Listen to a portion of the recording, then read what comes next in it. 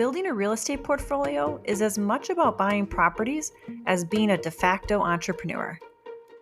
I'm Karina Ufinger. I'm a multi-property investor, rental management company CEO, and also a landlord coach.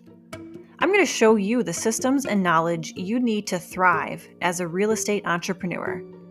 From your first property purchase to building a portfolio of passive income where you work less than 5 hours a week, you'll learn the essential information and skills to build a profitable portfolio and live the life you truly want. Whether you are well on your journey or just starting out, you're in the right place. Welcome to the Landlord Chick Podcast.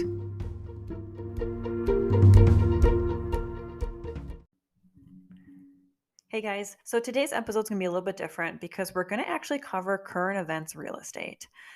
I never really thought I would cover current events real estate on here because I feel like I can put this effort into the podcast, post it, and it could possibly be out of date within like a week. But with what the CDC did about 2 weeks ago now, I think it's really crucial for us to have good resources to cut through the malarkey out there and to get some true facts and some good interpretations on what exactly the CDC is doing, what they meant to do, and what we can and cannot do. There's a lot of information right now out there. Of course, the press is covering this immensely. But yet at the same time, their coverage, honestly, is not giving us as rental investors a good enough indication of what the purpose of this is and what we can still do. In fact, they're kind of glazing over the entire thing and saying like, oh, no evictions. And I'm sitting here in my house like, no, that's not what was said at all. So I want to take the opportunity to help you cut through a lot of the noise that's out there and help you figure out how you can operate your rental properties in the next couple months during this CDC moratorium on evictions. Now, I want to be clear first off, we're not going to get political in this. We're not going to be criticizing administrations or political parties or anything like that. This is strictly going to be the facts and interpretation, completely apolitical. One of the things that people are questioning in the real estate world is, does this mean we can't give notices? What's crucial to understand is that the CDC is not preventing you from giving notices. You can still give your notices. What they're limiting is the evictions that they want to see going through in the country right now. Before we get to the eviction side, I want to focus more on that giving notices side though. I'm going to take you down a little bit of US government class, I guess a little bit. I apologize. I'm a nerd, so you're going to see my nerdy side come out. But I want to be sure you guys know basically why the federal government didn't go as far as saying that. Now, we could say there's political motivations for it, but truly, if you look at it from a political scientist standpoint, which is what my degree is in, the way our country is set up, we have the federal government, the state governments, and then local governments, which are made up of like county and then city, town boards. Those are your municipal governments. All of these work together to basically regulate our day-to-day lives in one fashion or another.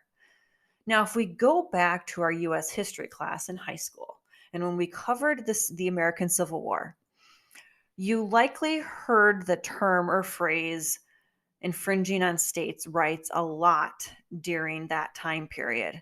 And that's because some of the contention regarding the Civil War was that the federal government didn't have the power to regulate commerce in the states to the extent that they were doing with eliminating slavery. Now, fast forward, basically, let's say 200 years, because I'm not that great at math. We're still dealing with this idea of infringing on states' rights. So if we look at it and we said the federal government, does it have the authority to regulate commerce on that level to completely ban evictions and giving notices? And the answer for that is no. It would be very, very hard for any administration to put out a regulation that inhibits evictions and your ability to give notices without the states collectively crying, infringing on our rights, because those are the activities, the commerce that is normally and overwhelmingly left to the individual states to regulate. So I would be shocked if we ever saw a big ban like that come from the federal government, because honestly, it just doesn't have the level of power to do that. There is so much about that that is traditionally regulated to the states that it would be hard pressed for it to go through and for it not to be contested. So, if you're wondering whether you can give notices, you have to look at your state government. You have to look at even your county government and your city government. Those are the three entities that can issue bans on giving notices. We had one here in Wisconsin back in, let's say, April, May, and maybe June, it was even applicable. That was short term memory. So it's already like out of my head how long it lasted. But our state said for this time period, you can't give notices, you can't file evictions. And we only had one exception to that rule, actually. And it was a very, very strict exception. So, as long as your state doesn't have anything in place or your local government where that property is located, you can still give your notices right now. Doesn't matter if it's 60-day, which in Wisconsin would be like, hey, we're not going to renew your lease, a 30-day, month to month, 5-day, whatever notices you have in your state, you can still 100% give those.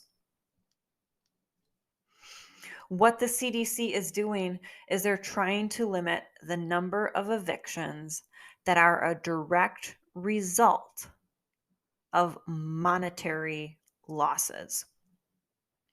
It's crucial to understand that the biggest point of this CDC regulation is that they are trying to prevent basically homelessness directly related to the coronavirus.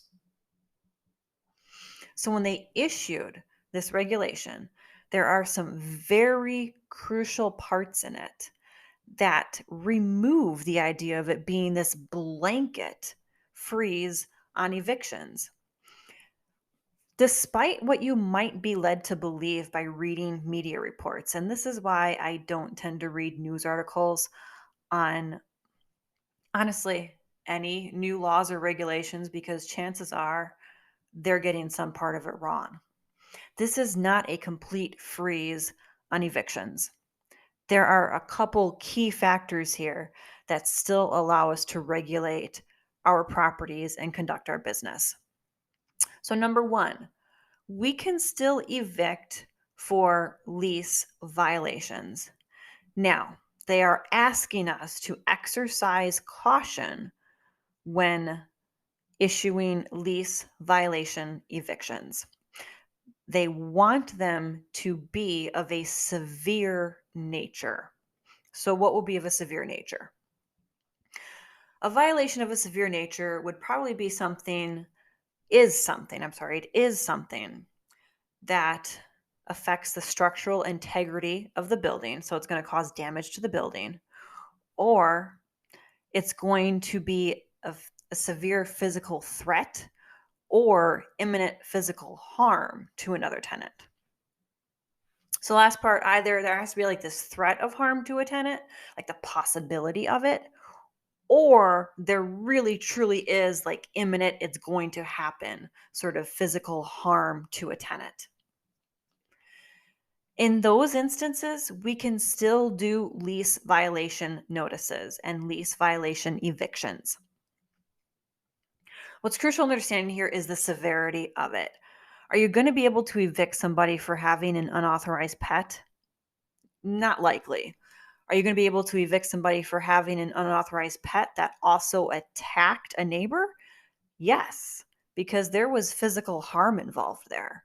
So you still have the right to make sure you can remove that tenant because there was physical harm there as a direct result of an animal in their unit. So that would be a lease violation you could evict on. So with lease violations, be sure they're ones that are severe. There is physical threat to a tenant. There's physical harm that's imminent to a tenant, or there's structural integrity issues as a direct result of the lease violation. Hoarding. That's a great example of the last one would be hoarding. If you have a hoarder and they're causing structural damage, you can still evict to get rid of them. Let's talk about the monetary side. So we covered the evictions we can still do. We can still do lease violations. But yet we really know the CDC, the majority of what they're trying to do here is limit the monetary evictions. What I am content with, and that's really the only emotion I want to use to attach to this, what I am content with is that this was not another, guess what, you can evict anybody for any reason whatsoever. And they even didn't say we're freezing all monetary evictions. What they said is there are requirements to be met in order for a monetary eviction to go through or not go through. Now, I want to look at this from the not going through perspective because that's going to be easier to digest and understand. So the CDC has said a monetary eviction can be avoided by a tenant if they can prove the following things. And it's important to understand that the burden of proof is on the tenant. Number one, a substantial loss of income directly related to the coronavirus. So let's tear that apart here. Substantial income. The indication I have gotten from some attorneys who were on an ABA Zoom call, when this goes, it'll probably be like 5 days ago already, but so I spoke with some attorneys that were on an ABA Zoom call, which is the American Bar Association, by the way. Nerdy speak there. Substantial loss of income. To really kind of figure out what that is, because there isn't a monetary amount attached to it in the CDC's guidelines, but the legal community is believing that the interpretation of substantial loss of income is going to be a loss of income that is greater than 50% of the rent. So if the rent on the unit is $1,400, if a tenant has a loss of $700 of income, that would be a substantial loss of income.